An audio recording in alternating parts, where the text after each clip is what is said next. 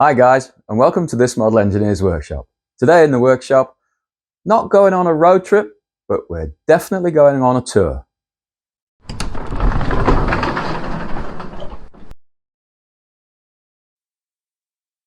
Hi guys, I'm the chef. Today in the workshop, we're going on a tour suggested by a gentleman called Matt from Matt Shed. Now Matt Shed is a channel on YouTube. He's got his own little channel, same as me. And he placed the comment after watching video number 7, the one about the little set of spanners that I have. And he said, well, love the channel, love what you're doing, basically, but a workshop tour would be nice.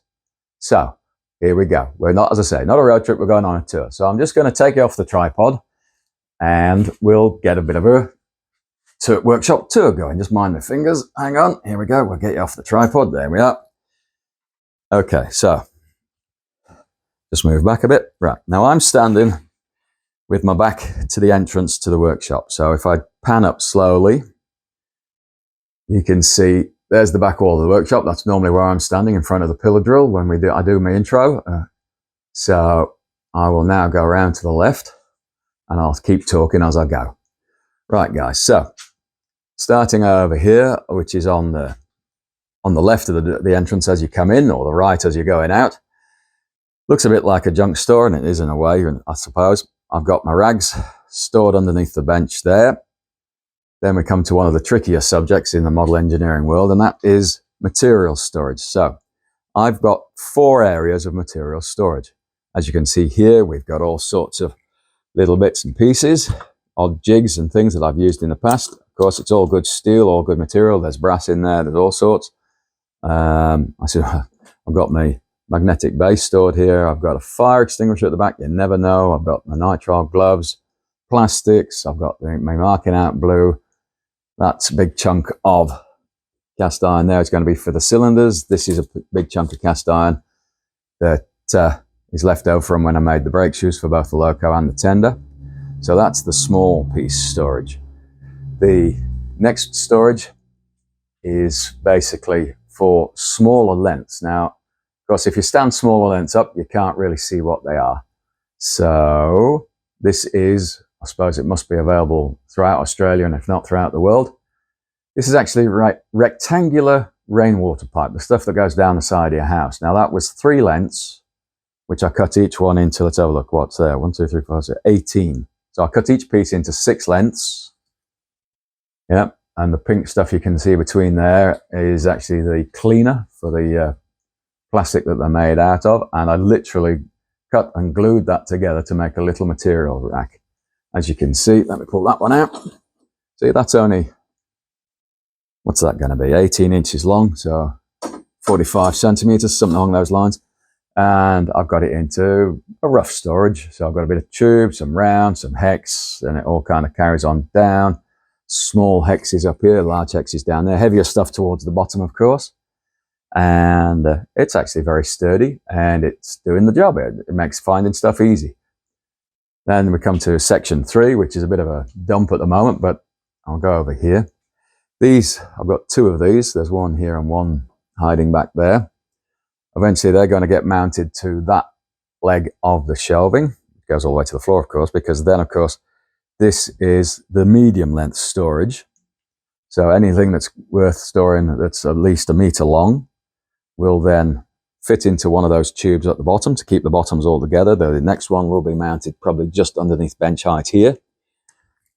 Slots things straight through, pull things straight out. So there'll be less than 1 meter between the 2 of those, from the floor to the top of the second one, and that will keep all the medium lengths together.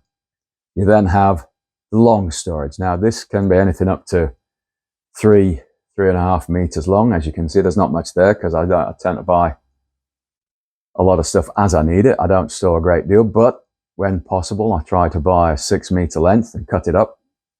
I try to avoid getting the supplier to cut it up because they normally stick a $10 charge on there for you. But as you can see, those pieces are quite long. They go as far as the screen at the end there because the car's parked on the other side of that. I'm actually, as I say, I'm in the middle of the house. And as I go along, you'll spot that that one goes all the way along. Let me just move around. Watch out for the tripod so I don't trip over it.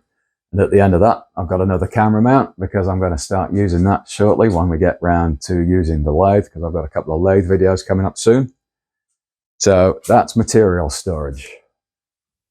Going back over here, this is the ready to go storage. So these are all the bits and pieces. I've got axle boxes, axles and wheels for the tender. That's the brake standard. I've got the water pump.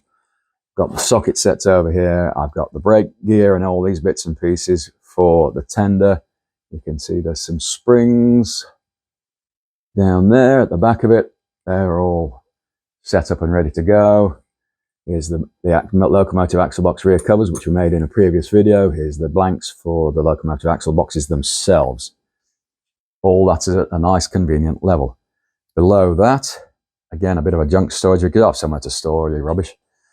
I've got my rotary table and the dividing plates to turn it into a dividing head as I go across further still. Here you can see I've got my oil storage just here. I've got the oils that I use in the workshop for both the lathe and the mill. There's the rivet press, minus its bolt at the moment, but you'll get a video about that shortly. This shelving, which is called Racket. Racket? Yes, I believe it is Racket, yeah. And it comes from Bunnings here in Australia. It's quite an expensive shelving system, but it's very good indeed. It locks together, no bolts, it's just all clicks together and you put the safety pins in and it's solid as houses. These are all little bits of aluminium wire. Could be bent coat hangers, I think. Don't know if you spotted. Yep, there's a few hanging up there, the wire coat hangers. That's good material, especially for just hanging things on for painting. And these, of course, are bits for the tender that I've painted outside the workshop in the fresh air. And they just once they're dry enough to bring in, I bring them and hang on there and they'll stay there till I need them. Next shelf down, again, a bit more junk storage.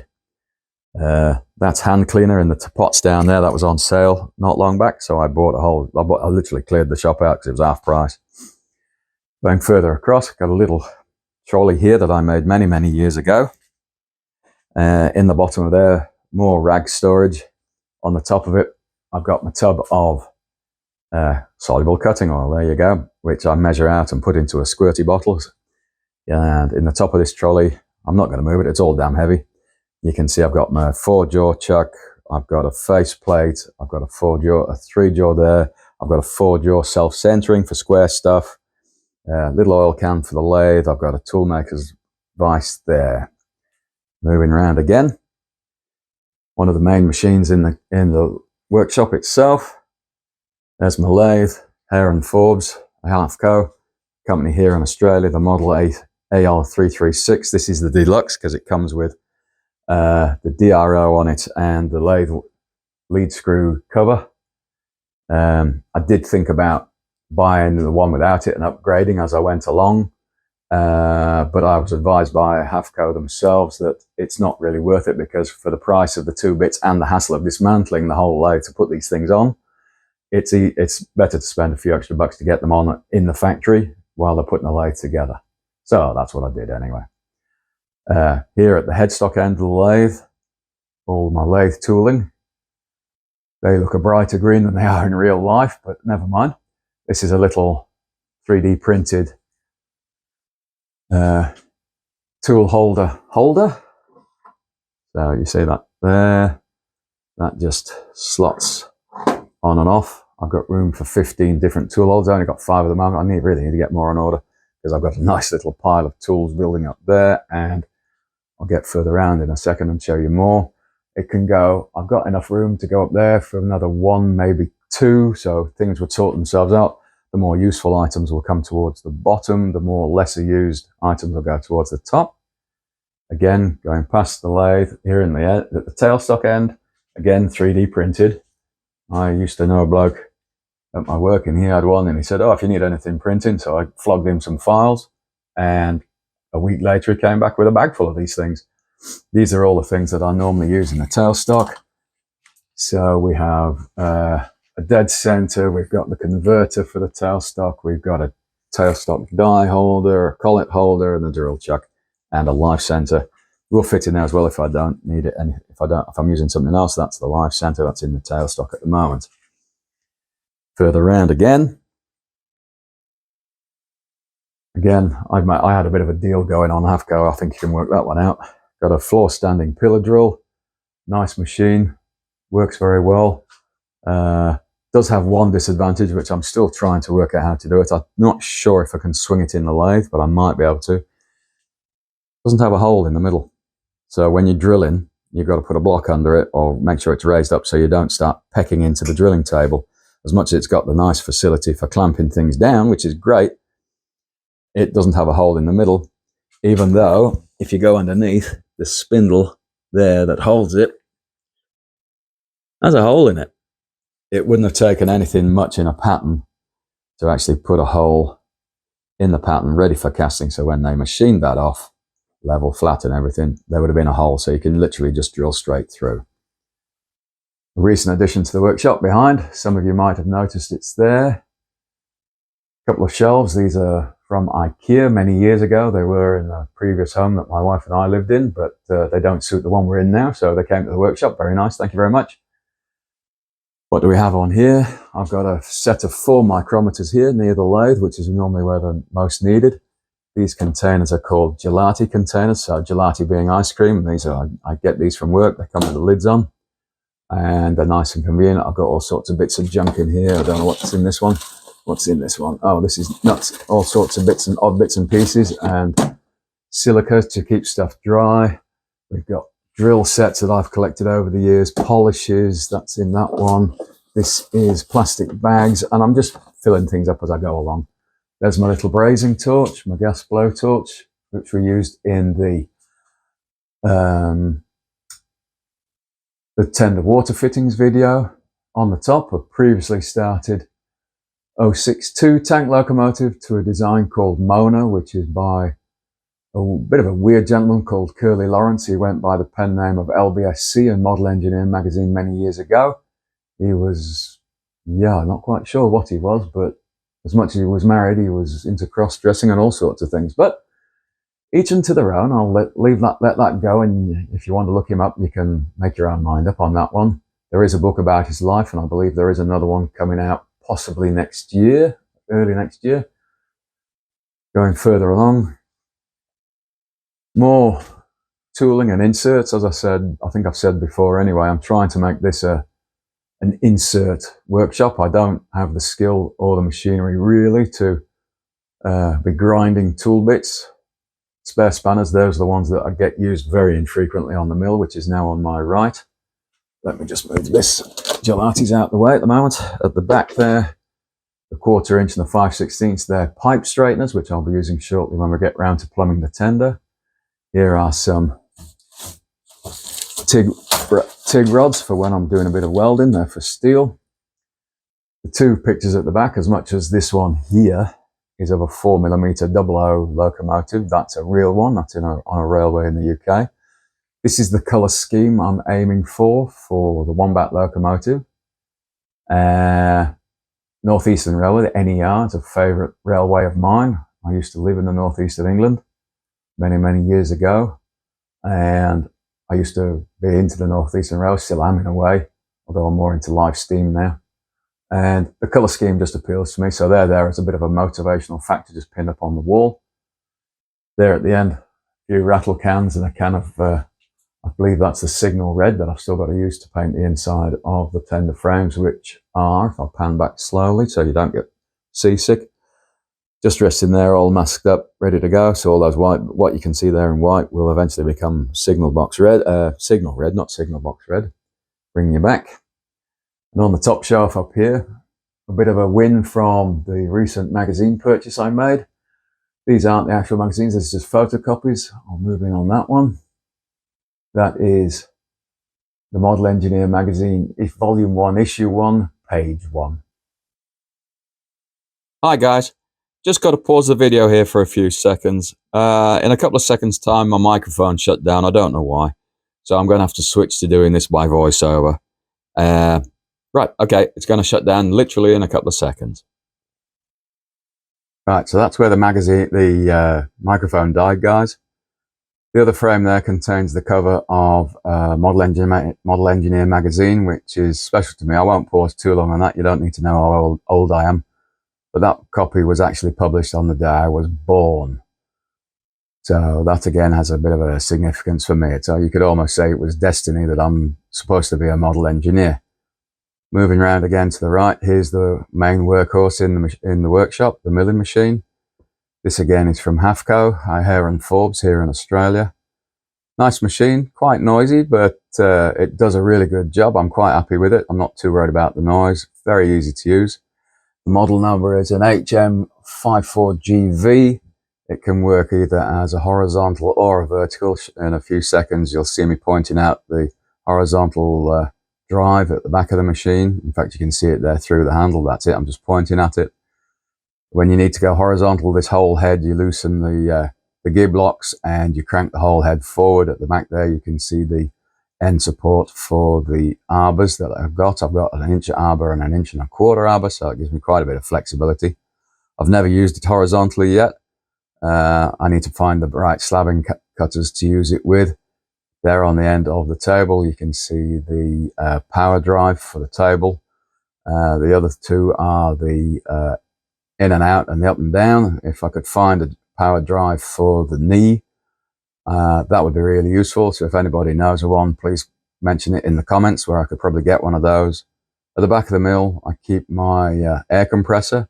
Doesn't get as much use as I would like it to. I don't clean the machines by air. It's not good for them. It tends to throw the swarf and everything into the places it's not supposed to be, which normally ends up in the grease, in the lead screws and things like that. And eventually it just wears down and wears into the lead screws, etc., and buggers them up. Moving further round, you can see my 6-inch vise there. That's really heavy duty. That was a purchase, again, from Hare and Forbes, or General Tools as it is here in South Australia. The tabletop, the table there on the milling machine is full of the usual sort of junk, a tapping down hammer so that you can get things settled nicely into the vise, etc., etc. The workbench we're looking at the moment, again, this is Racket, and this came as a complete kit, actually. It's not something I've put together. It's got 4 good wheels on it. I've hammered onto the vise, and it's not really it's not upset them at all, not even bothered them, really. Very heavy duty. The bench itself will take up to 1,000 kilos, whereas the shelving is 400. There underneath, you can see buckets of swarf and all sorts of bits and pieces, a couple of small machines I have. Here on the top, the loco frames that we're working on at the moment. And yes, it's taken up quite a bit of space. It's going to be quite a beast once it's finished. On the end of the bench there, I think I go into a little more detail. There's an old bag. I think it had a quilt cover in it, maybe, for keeping my rags in. Here's the angles from the last video, squaring the angles. This little one I'm rattling around on at the moment just needs to have the rivets squeezed down, but there's more about that in an upcoming video, so I won't dwell too much on that. Further at the back, you can see a fan. This is South Australia, so when it gets hot, you need a fan. It's going to get hot when it's cold. You might spot somewhere in the back, just underneath the shelving against the wall, there's a little fan heater, which I tend to keep blowing on my feet because it gets cold. Even in the workshop, as much as it's in the house, it's actually part of the garage. And the garage doors don't seal. The wind will blow through quite nicely. Right, so I was talking there about the little angles, but you don't need to know too much more about those because it's coming up. These are the little storage cups, magnetic storage cups I've spoken about before. I've got a few of those through the workshop. Really useful, guys. If you see them, grab them. They're good. There's my toolbox. It's got all sorts of things in it. My taps, my dies, drills. It's got smaller cutters in it. And in the far corner there in the grey cases, I've got collet sets, lathe tooling sets that came with the lathe, or I purchased with the lathe rather. Again, here under the bench, the bucket's full of swarf. Once I get enough, I tend to take those to the scrapyard and get some money back on them. There's my little TIG/arc welder. I've got in the orange box. I'm not going to go into that because that's an upcoming video. Now here we are talking about the rag bag at the end of the bench. It's got all my used rags in it. It just held in there by the weight of the top itself. Nothing special. As I say, I think it held a quilt cover in it. And it's good durable plastic. Has a zipper on it, I think. Oh, there you go. There's even a piece of emery cloth in there. Always useful. It's always close to hand. I dive in there all the time. The little bench at the end contains the drawings for the Wombat and is just general household tools.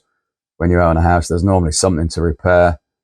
As you can see, there's some stickers on there, which I use for my storage of the small stuff, the little Eclipse tins.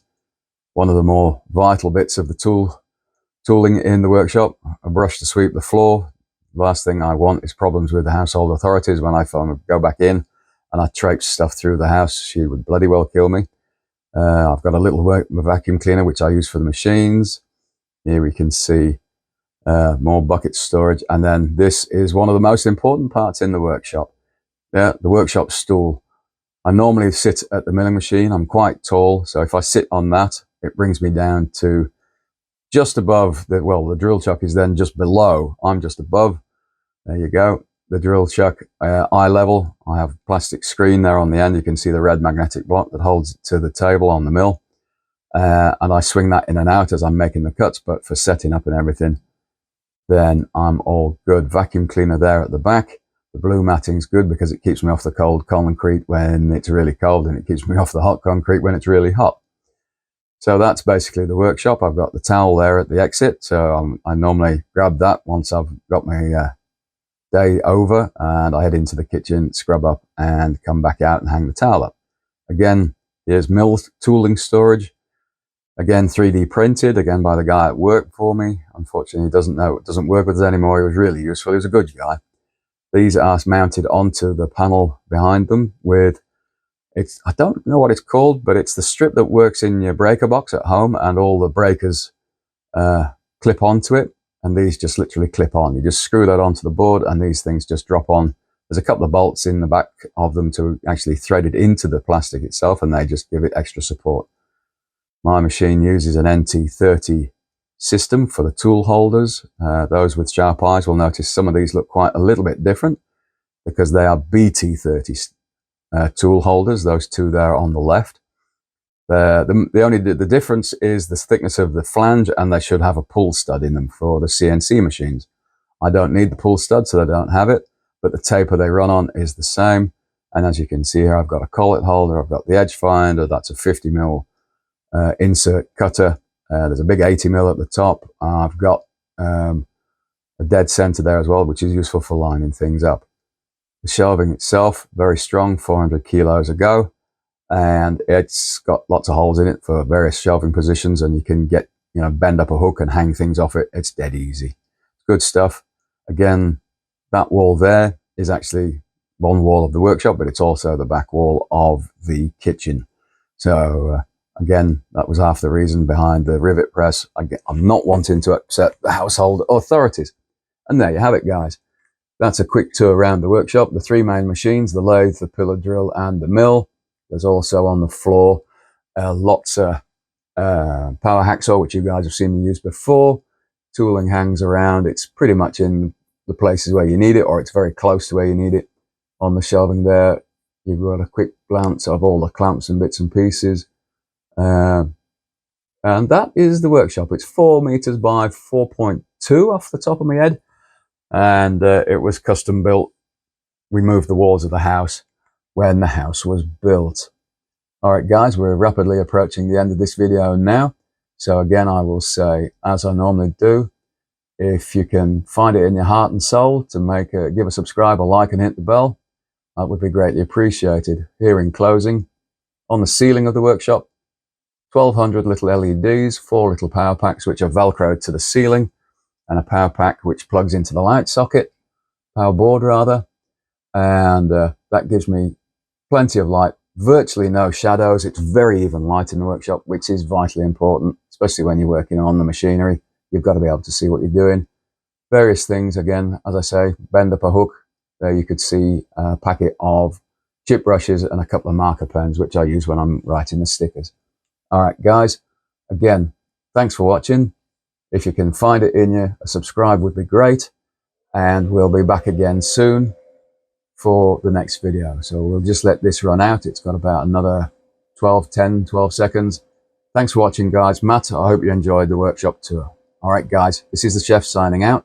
Bye for now.